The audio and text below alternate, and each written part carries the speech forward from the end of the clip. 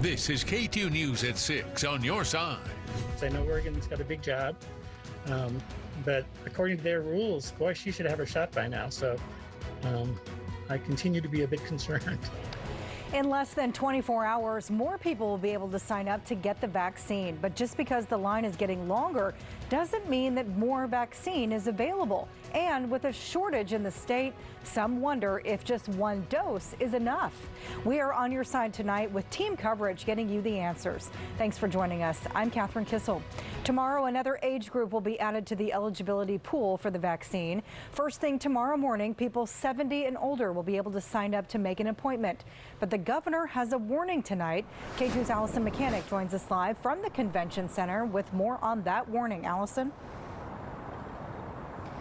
Well, Catherine, just because more people are becoming eligible doesn't mean that more vaccine is becoming available. As you can see here at the convention center, you already need to have an appointment in order to come and get your shot. But the governor warns that it could take some time for you to get that appointment. Thank you. The coronavirus vaccine rollout continues in Oregon, with another age group being added to the eligibility pool. Tomorrow, people 70 and older will be able to sign up to get an appointment. But right now, it's unclear when that appointment will be. Along with the announcement, Governor Kate Brown put up this tweet today. The caption reads, "Starting tomorrow, Oregonians 70 and older will be eligible to get the vaccine. We're working nonstop to distribute the vaccine to all Oregon seniors, but nationwide shortages mean this will take time." It prompted Mark Rudisil to respond. Sent a Twitter note back to the governor wondering, are we going through these ages too quickly for the counties? Because I know in my mother's case, she's 95 and she's still on the list. And why are we adding 70-year-olds if we still have 95-year-olds that haven't had their shots yet? Rudisell says he's been trying to get his mother an appointment for weeks, but despite her being 95, he still hasn't been able to get her one. His fear is that with more people being added, it will take even longer for his mom to get her vaccine.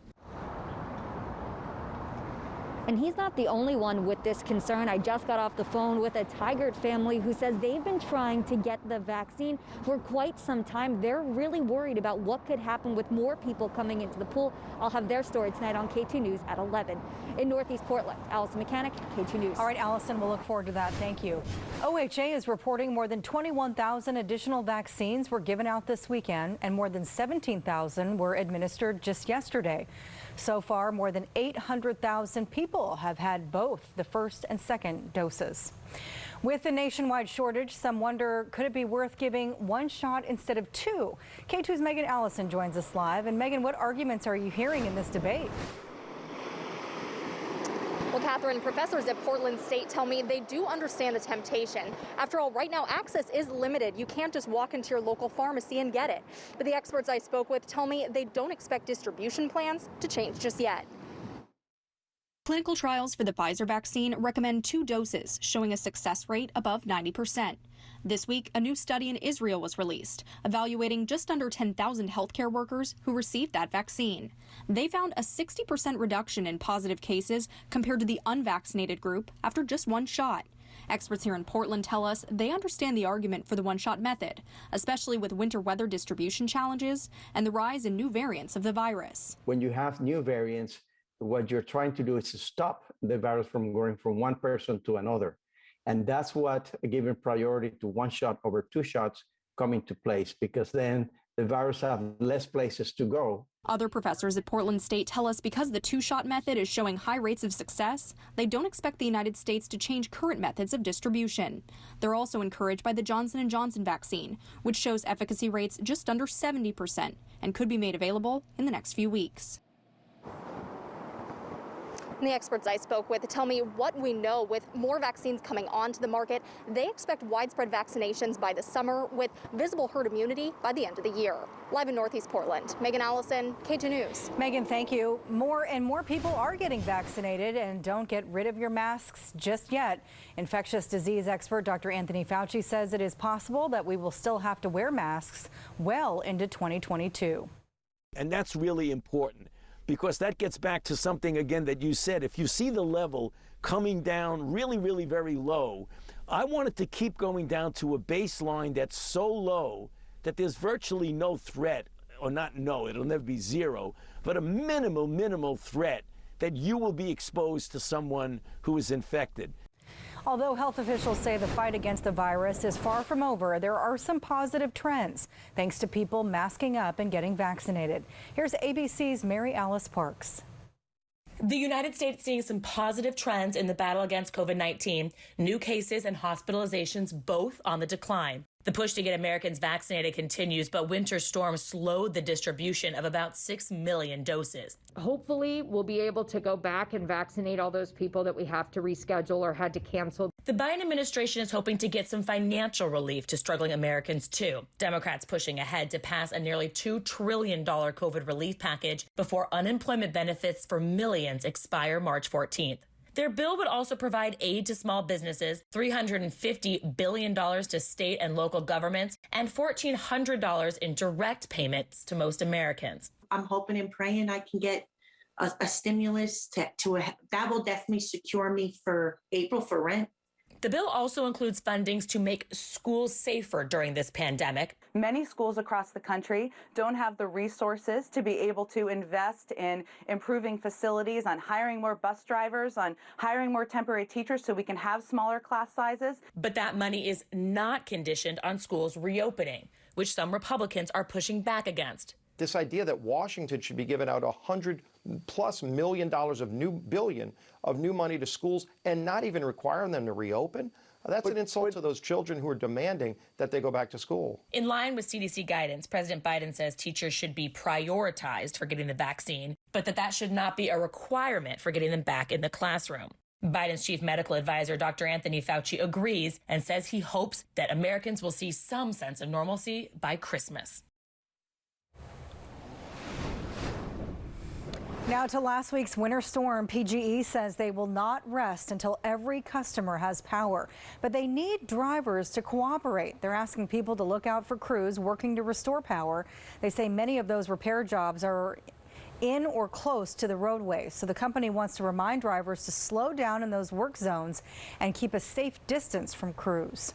And thousands are already into their second week in the dark. There are nearly 11,000 people in Clackamas County without power tonight, more than 10,000 in Marion, 1,100 in Yamhill. And tonight, PGE says they're trying their best to get the lights back on. They say last week's storm did 10 times more damage than Oregon's wildfires back in the fall. Take a look at this video. The Clackamas County Sheriff's Office tweeted this out today. Deputies say that they're still able to get around the county, but as you can see, there are still plenty of hazards in the roadway. If you are driving, be sure to slow down and pay attention. And deputies are joining the Oregon Air National Guard to deliver water, food, batteries, and more to whoever needs it. The Clackamas County is looking for donations now. They say batteries are the most requested item. To see how you can help, just go to KATU.com. United Airlines is now grounding 24 of its Boeing 777 jets after an engine exploded over Denver yesterday. The FAA is also stepping up inspections. They say many are likely to be removed from service. It's still unclear why the right engine exploded yesterday, leaving debris all over a neighborhood below. And we are getting more video tonight of the moment pieces of that plane engine came crashing down. This was taken from home surveillance. You can see a piece falling onto the street there. No injuries were reported. And an investigation is now underway to figure out what went wrong. Tonight, we're hearing from a former Boeing safety engineer who says not only is this incredibly rare, it's almost unheard of. Here's K2's Cole Miller. Heart-stopping moments aboard this flight out of Denver, bound for Hawaii. That engine burning up shortly after takeoff. Mayday, Mayday, United 328 Heavy, Mayday, Mayday aircraft just experienced engine failure, need a turn immediately. The pilot's able to land safely, and the scare in the sky also creating a mess below. Pieces of the engine, including that massive circular cowl, landing near homes, another piece slamming into this roof, crashing through it. I can't recall seeing any video like that where you had an engine with pieces falling off. Todd Curtis is a former Boeing safety engineer. Having one come apart like this, drop debris over a populated area, that's rather rare. He tells me that plane, a Boeing 777, has no history of past serious events, and that it's also one of the earliest the company produced. I believe number 5 in the production line, and it was produced or manufactured in 1994 and entered service with United a year later. He says that because those fan blades were still spinning, the engine was still running, and that it's unclear if the fire suppression system kicked in. If somehow or another there was a damage to the control system of that engine, they may not have been able to shut it down completely. A terrifying sight for those passengers and a close call for some on the ground. Thankfully, no one was hurt.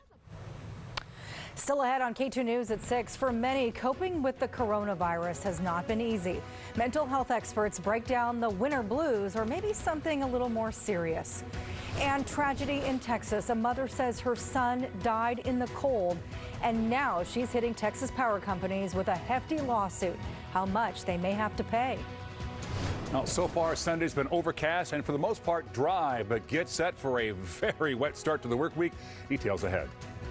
And we want to stay connected to you. If there is news happening in your neighborhood, we'd like to hear about it. You can email us at newstips@katu.com or send us messages through Facebook and Twitter.